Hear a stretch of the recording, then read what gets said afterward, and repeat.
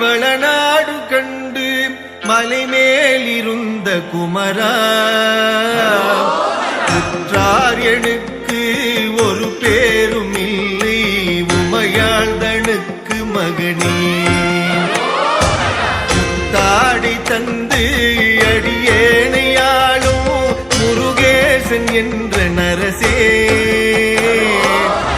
தாரமாக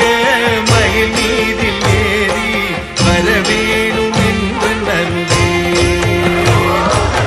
ஆலாலமுண்டோன் மகனாகி வந்து அடியாத மக்க உதவி பாலூரலுண்டு கனிவாய் திறந்து பயனந்தெழுத்தி மரவே மாலான வள்ளி தனி நாடி வந்து வடிவாகி நின்ற குமரா